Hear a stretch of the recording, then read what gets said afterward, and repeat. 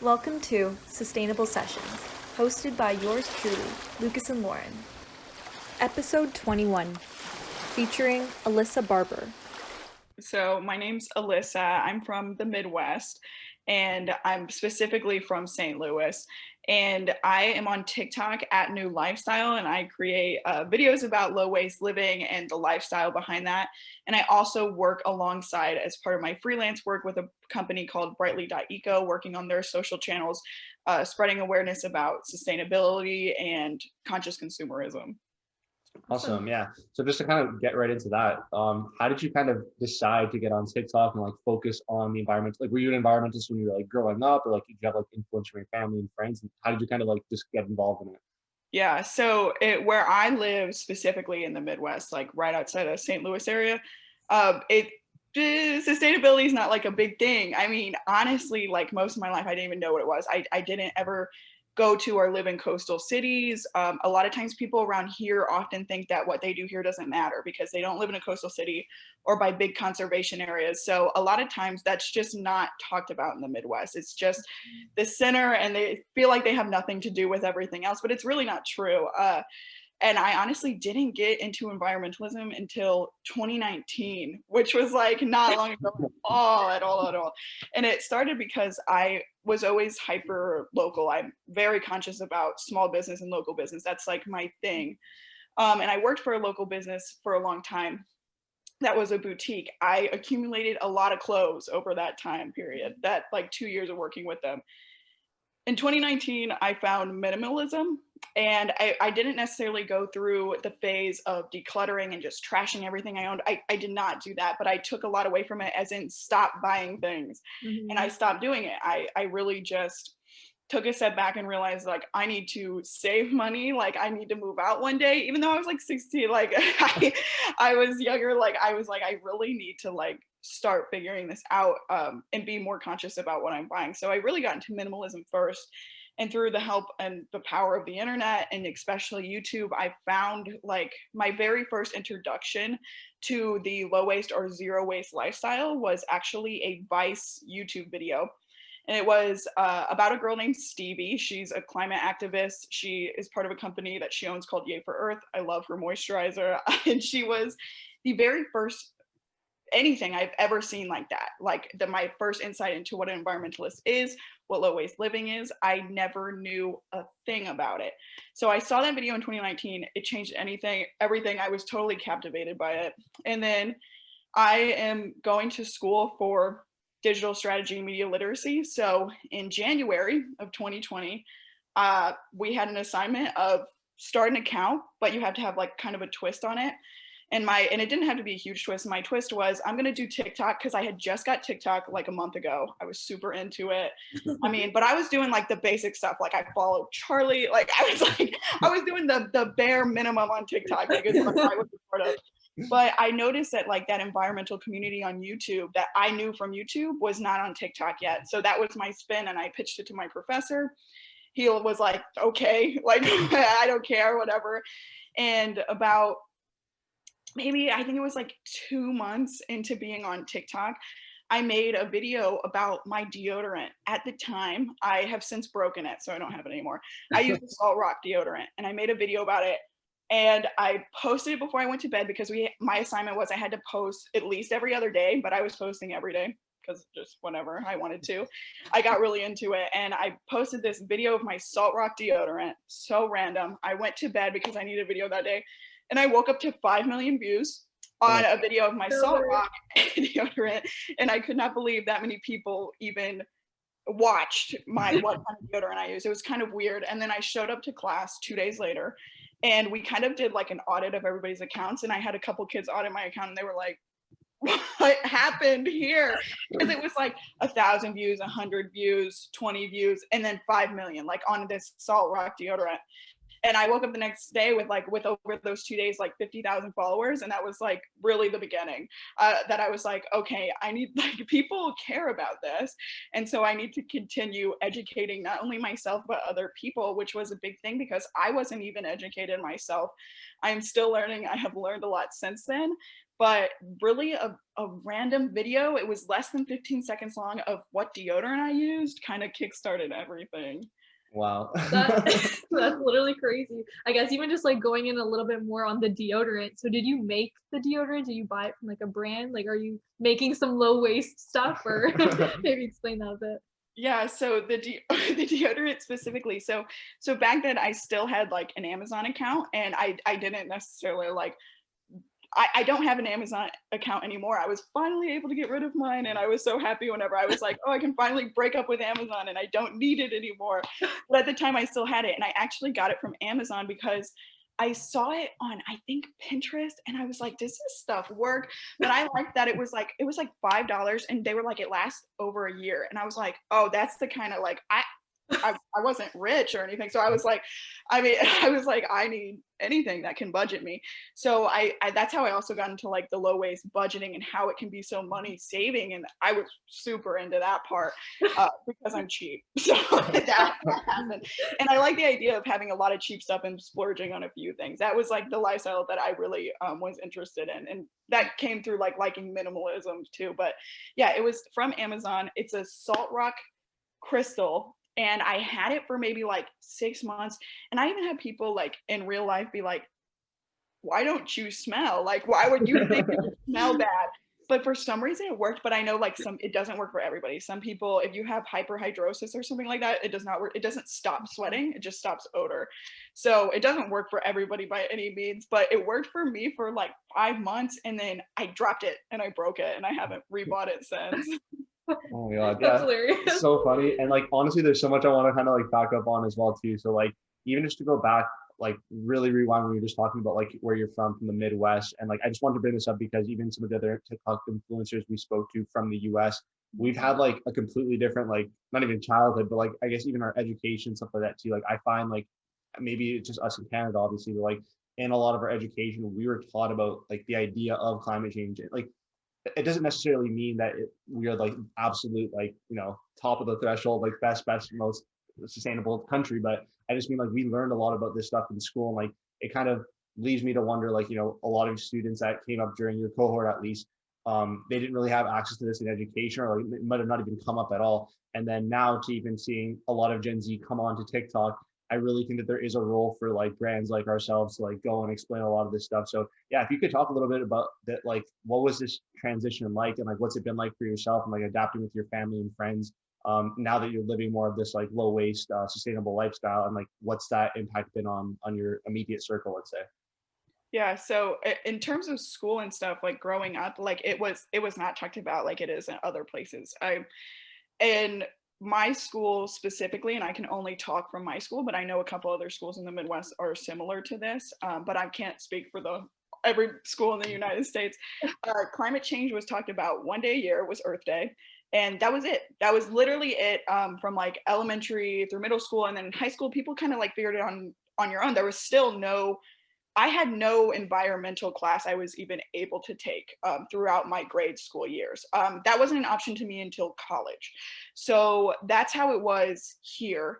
And we talked about it every year. And actually, in elementary school, I remember there was this video. We watched this same video from like first grade to like maybe fourth or fifth grade each year. And it was basically like a cartoon.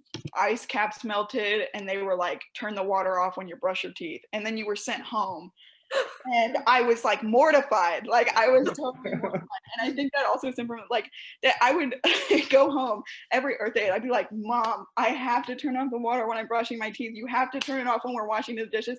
Like I thought it was me. I was like, I caused climate change here in St. Louis. Like that's really what I thought. And I went every Earth Day. I went home terrified. And then like 2 days later, I forgot about it because we never talked about it again. So that's how like schooling was here in terms of that. I do wish it was more talked about in schools. And that's why I'm grateful for things like TikTok, where such young people are on there getting this very bite-sized, digestible, and sometimes even just like flat out interesting pieces of content that can kind of kickstart. Like my hope on TikTok is that I am not people's end point. My hope is that people come across my videos and I am step one. I mean, I'm not making I will never claim to be a climate scientist. I will never claim to know more than one. I am not one. I've never studied to be one. My point is that I hope people see my bite-sized content and it just kind of kickstart them into even caring. So that's kind of like the goal there. But in terms of my family, the minimalist thing, people were just like, you're doing it because you're cheap, and it's pretty normal to be cheap here. I mean, it is like, it's just like my whole family's kind of like money saving, like we're real into that, like splurge on things you really like, keep it cheap other than that. And that's why I did a lot of like fast fashion shopping and things like that at the time. And then whenever I was like, oh, what's gonna save me even more money is just not buying anything. So like that was like kind of what happened there. So like when I got into the minimalism, that didn't freak anybody out. I mean, nobody was really appalled by that. But whenever I started getting into like the weirder, like more intense thing, whenever I looked at my mom and I was like, I think a bidet would be cool, and she was like, no. Doing that. So the point is that like if your family isn't into eco-friendly things or sustainability, the best thing you can do, I mean, they warm up to it each and every day. I mean, they see me, they're not going to stop me from doing what I can and what I want to do. But if your family's not into it, they're not just going to suddenly become into it just because you are, and you can't really force it upon them no matter how many facts they know. But I've noticed that over time they do warm up to it just by me living my life the way I want to. So in terms of that, like there has been changes and I have seen them, but usually they're picking up the money saving swaps again, especially my mom, like for sure. And my boyfriend as well, he's not interested in this kind of stuff by any means, but again, I've seen it rub off on him, like thrifty. He's very thrifty now, antique stores a lot with me, likes old things, vintage things now, and that kind of like just rubbed off on him through me. So like you can rub off on people, but it's definitely impossible to like be like, you should like it too. Like it's not gonna work that way. No, I've definitely found that as well. Because sometimes I'm like, I'm plant-based, like in my family, and as much as I'm like, okay, everyone eat your bacon and stuff, like it's totally fine what other people are doing, and I can't force people to do things, but it's really just kind of like understanding that you're making your own lead by action. Like if you're doing it, hopefully other people will kind of like join as well. Yeah, and I think the stuff that you're talking about, like from like being a cost-effective perspective too, I think that really just like picks up a whole market that like they literally could care less about the environment, but you're gonna get them on that, and it's just like, you know, whether they like it or not, they're gonna be doing stuff that's good for the environment as well. And like, yeah, I think the thrifting stuff is amazing. Like that's something that we both do very often. And it's just like you get really cool clothing too. So even from like a fashion perspective, it's like incredible. Then from a cost perspective and environment, it's just like a triple win. So it's so important. Yeah, that's really awesome. I think to go a little bit more into your current interest of like, obviously you care a lot about like your personal habits and stuff that you can change. Beyond that, is there any like particular part of like the climate crisis that you gravitated and been like more interested in learning about like since you've started? And if you could talk about that a bit. Yeah, so one thing I'm starting to learn more about is like green financing and what that looks like. So that's a big thing for me, is that like doing my own research, when I found out that like you can have a 25 times greater improvement in your individual carbon footprint just by greening those. And I know that's another individual thing, but it really comes down to like, I used to think like conscious consumerism and like investing your money in the right placement, like shopping small, shopping sustainable, but it's really like so much bigger than that. Because like even just banking at your normal bank sometimes is doing things you couldn't even imagine, like doing bad things for the environment that you wouldn't even expect or think about. And once I started learning about what kind of things my bank was funding, and I found out that that was readily available for me to look up, and I looked it up and I found out, I was like, oh, I need to change this, and I need to and you know, I've been interested, and I'm just finally getting to a point where I can try to dip my toes into investing and trying to do that sustainably into the right places.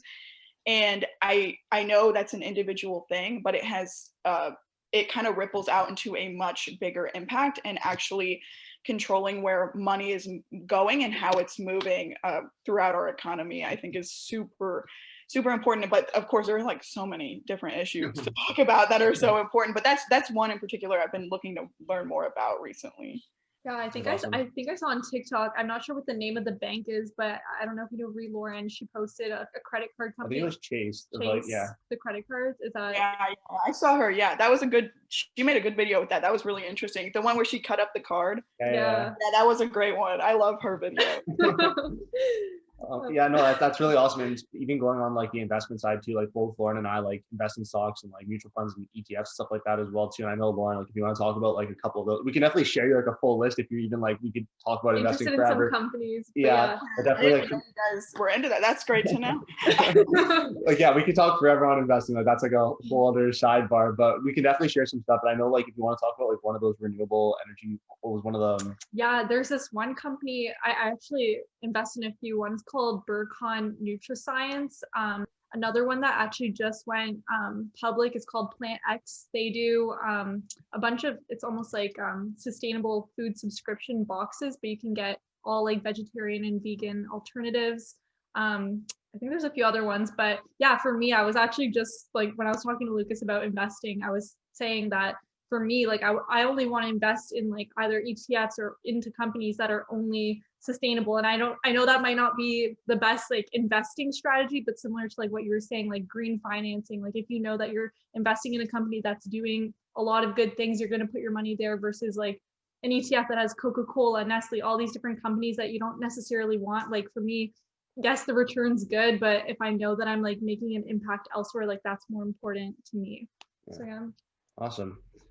Yeah, so I think if you can even go a step further now, so like you talked about that one documentary that you mentioned on Vice, like beyond that, what have you been kind of gravitating towards? Like, do you have like particular channels that you tend to follow, or have you like seen any other cool new documentaries or books that you've read that, I mean, some of the users might be interested in hearing about?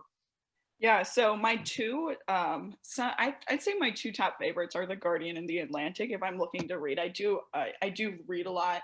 I know I might primarily make video content, but outside of like work and stuff like that, I am doing a lot of reading, and that's where I like to choose to go a lot of the times. But also I am all for internet deep dives. So one of my favorite things to do, and what I recommend to anybody who is interested in this at all, and they're like, I just feel like I know nothing, the way I started to educate myself is I would go on TikTok, I would go on YouTube, I would go on Instagram. I would find those very bite-sized pieces of content that people like me now are creating. And then I would take that, hit the internet, hit YouTube, hit Google, hit everything, and try to find out more about it and just keep going down and down and down that rabbit hole. And every time you have a question, the best way to go down the rabbit holes is like read the article or watch the video. And every time you have a question, type it in Google and just keep opening tabs. That's what I do. I have like 10 tabs open when I'm trying to like learn about something, and you just go down, you just keep going and you keep answering questions for yourself. And that's one of my favorite ways to learn because I love deep dives. So that's how I also recommend other people learn more about it. Awesome. Yeah. Yeah, I think with like a lot of younger users too, I think we're kind of like of a generation where we weren't like tech natives that we brought up into it. So we were also like, we appreciate the ability to like how to index and search things up like on our own. And like that skill set, I think a lot of like really, really younger people that are just getting on platforms now, it's not that they have a challenge with it, but like they'll start with hashtags and they'll kind of like branch their way up like that too. But I think that's a great way to look at it, is like go by questions. I think that's such a powerful way to look at it. Just like find a question that you like and then research until you answer that question and then go to the next one. Because I think it's so easy to kind of get polarized and fall into different channels. And then now you're just going down this rabbit hole. But if you have questions, you should stop and like look those up before you continue further. Yeah, and definitely like showing yourself content that you know is like coming from a good source. I think that's super important because sometimes on TikTok it's really easy to get fake news kind of just like thrown in your face. But I feel like with the Eco Talk community, we're all pretty good at kind of holding each other accountable, but then also like continuously learning from one another too. So yeah, also I don't know if you want to like quickly talk about like your experience with the Eco Talk community, but we can chat about that a little bit now too. Yeah. Do you mean like Eco Talk as an account or just like with the community in I general? think just like the community, Yeah. the overall like what's your engagement been like even like just your TikTok experience as well too, like what's it been like when you find new users that are like commenting and like you're trying to answer stuff? Like I don't know if you go live often either, but like your whole experience of just like Eco and TikTok together. Yeah, so basically it's almost like the internet's, crazy. Absolutely. So like you put something out there, it gets so like so many things assumed, so many construed things, and that's to be expected. I mean, we're working with a platform where you can post up to 60 seconds max. There's going to be a lot of unanswered questions, a lot of unexplained things.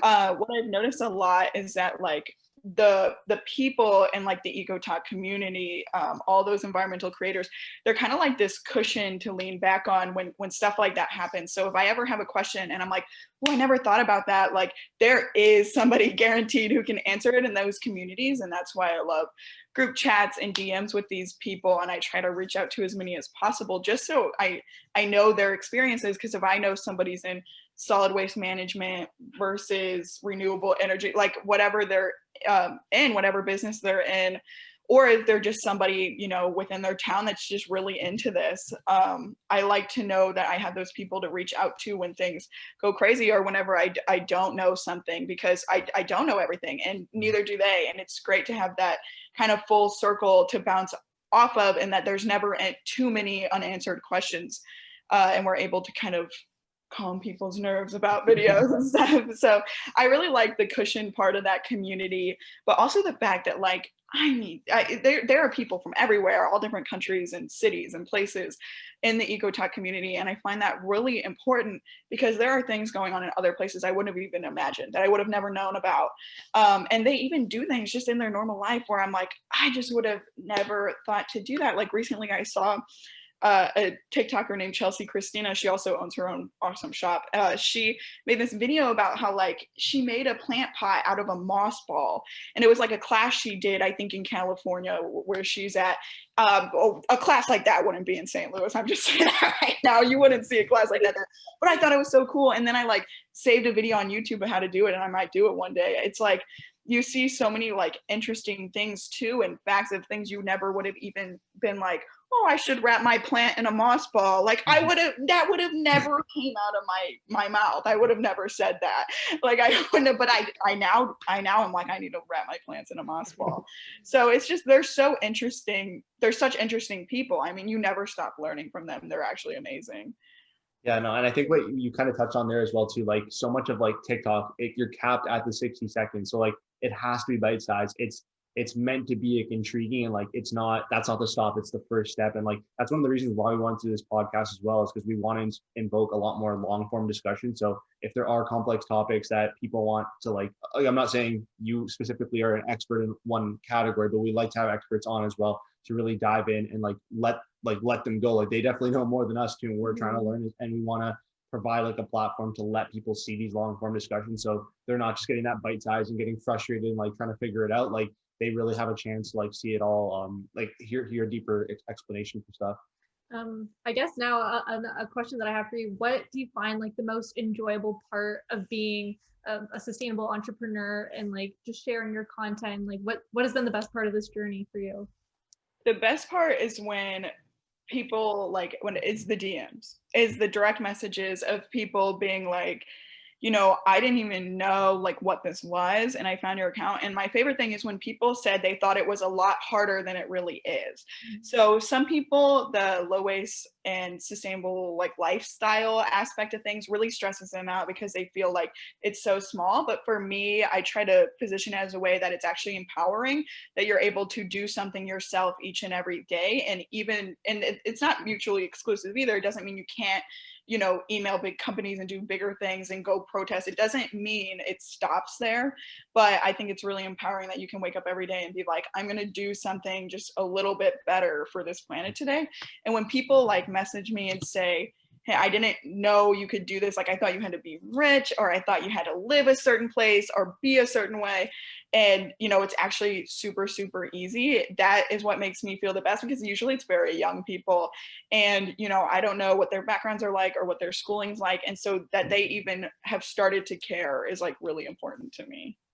Yeah, no, I think that's so well said too. And we've had that same experience ourselves, even like with our friends and family, where it's little things like switching from a single serve plastic bottle to a reusable one. Like it's such a simple thing, but again, over like a 10-year time horizon, you're making such an impact yourself by consuming whatever 2 bottles a day versus having one that can take you 20, 30 years potentially.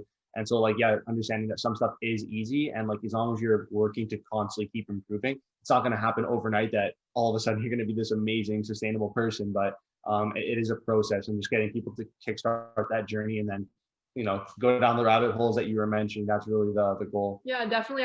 We've had a few people on the podcast say, don't focus on the zero in zero waste. Just do little things bit by bit. So I don't know if you want to like touch on that a little bit too.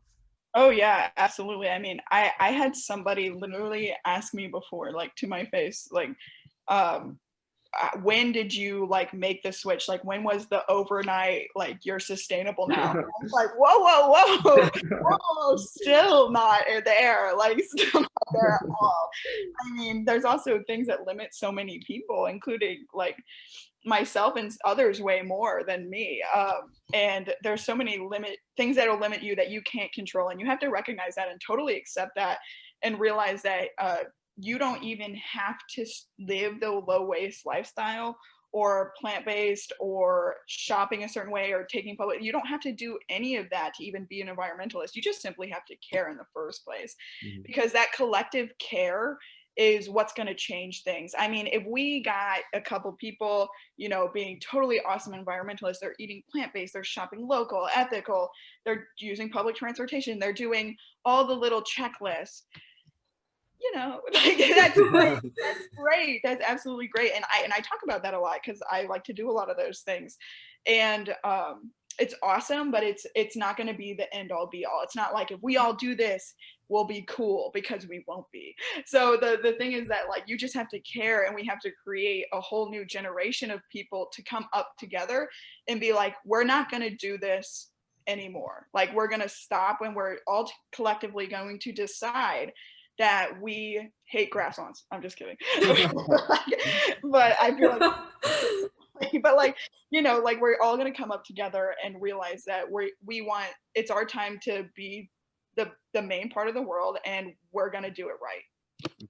Awesome. I think that was so well said. And it's really just starting to care. And that's on the fundamental level, that's really all we need, because even if someone's living their regular life, if they could vote on a policy or get someone in office for you or prime minister for us, like, they're putting people in power that will enact the change that we need to make this longer term impact. So I think that was super well said. And one last thing I kind of want to follow up, just because we kind of skipped over your degree and what you're studying in college too. So like, how has that like impacted your role in creating content? Like, do you think that what you've learned there has allowed you to become a more effective communicator for people that like didn't have the same background as you, let's say, but want to become like a sustainable entrepreneur or influencer, or just get on a platform and start creating content like that? Like, what are some like tips or things that you can kind of recommend to, like, if they're nervous to like get started, and how they can get involved? Yeah, so my degree is actually called Social Media and Digital Content Strategy. And the main premise behind my degree, actually kind of secretly, is to be like, you're going to learn all these awesome skills so that you can approach a company in the future and sell things for them. That's kind of the end goal. And through that, I took a lot of advertising stuff as well. So like I said, not a scientist by any means, but I am a creative, and I do want to still use that and show people that you don't have to be a certain person or in a certain field even, or go to college at all to even do this. Or even if you want to be specifically an eco influencer or something like that, if you want to do that, there's no prerequisite. And I want a lot of people to know that, because I don't have those prerequisites that a lot of people do have. And that's awesome. We do need that variety. So we do absolutely need those people in the group and in the space. But that's the whole goal, is to like sell things kind of within my degree. And throughout time noticing that, it's made me kind of push back from that part. And that's why I like working with I'm a freelancer full time. So full time, I am not a TikToker. I am a digital strategist for woman-owned small and or sustainable businesses. So I really like clients like Brightly, because they don't necessarily sell something. They're a media company, which is really awesome to me, because I'm able to use my skills to spread awareness, and it still means something without being like, buy this, buy that. And not that not that you can't be a conscious person and still sell things, because like I said, I am like a hyper local person. I love that kind of stuff. And I do work with other people who sell product. I don't think that's a bad thing, but just throughout my degree, it's made me kind of push away from that. And for anybody else starting out, just know that TikTok is a great place. I say that simply. Well, two places I say are a great place. TikTok and YouTube, and I say that for a couple of reasons. You can easily monetize yourself as a creator. It's not like Instagram or Facebook. You can actually get paid for the stuff you create, which I think is really important for people to understand, because you will get burnt out if you just do Instagram or Facebook, I feel like, because you're putting in all this super hard work for this super great content and you're getting nothing in return for a very long time. And that's super frustrating. I feel that. So I do recommend using some kind of a video platform. I like TikTok if you're not experienced in video, because the worse the quality, actually the better, which is very just like what we are. Gen Z is the only generation that has consumed such high level production that they turned around and said, we don't want it anymore. We want cell phones, Snapchat videos online for millions of views. That's what we want. Like, that's what we turn around and decided. And I love it. I love it. Even enough for me. I mean, like, I don't even own a ring light. Like, like you would think like everybody on TikTok like has their little ring. No, like I'm filming in my bathroom half the time. And that's totally awesome. That's like a Gen Z thing. So like, don't think you need equipment. You just need a phone or a computer, and you need like the app, and like that's really it. That's really it. And I just want people to know that like it is easier than you think. You just have to, the hardest part is like being like, I'm gonna start. So make a content calendar, give yourself days to post, because if you don't, you're not gonna do it. If you're gonna be like, oh, I'll do as the inspiration strikes, it won't happen. Yeah, absolutely. You'll get like 2 videos out a month, if even. It'll be so bad. But in terms of like growing your account, if you're like really interested and you're really wanting to spread the word, you can't get too nitpicky with yourself. You're gonna want to sit down and explain every little thing, and just know that you can do that later or in the comments, or people can research themselves, and emphasize that you are point one, like we already discussed. You are not the end all be all, and that people encourage people to look further, whether it's in your caption or in your comment section or whatever. Just know that it's not difficult, and all you need to do is have like a thing, like have your thing that you talk about, have the thing you're passionate about, and make it your thing and make it known that it's yours. And I feel like if you put in the work, it'll eventually just turn out fine, and maybe you'll post a video of your deodorant and it'll get 5 million views. You never know. You never know. Oh my god, that was a perfect like ending to, you might post a video of your deodorant. We're gonna have to like make a post just on that. That's so fun. Yeah, it's pretty deep in there. Let me know if you need to send it, because I know it's pretty deep. Like, send me the link. I'm gonna test it. I like testing out random things, so I'll definitely try it out. You won't believe it. It's so short. You're gonna be like, I missed it. Like. All right. I guess kind of just like wrapping up here. Is there one key takeaway that you want to leave with our listeners? Could be like a stat, a story, or like literally anything. Just like your last punch that you want to leave for all the audience. Yeah, so no matter where you live, just know that you didn't cause the climate crisis, but you can help solve it. Mm-hmm. Anybody can help solve it, and that big or small, it all makes a difference. And just speak your truth, and things will come back to you in the universe. Thank you for taking the time to listen to this podcast. If you would like to learn more, visit us at www.last20.ca. Until next time, stay sustainable.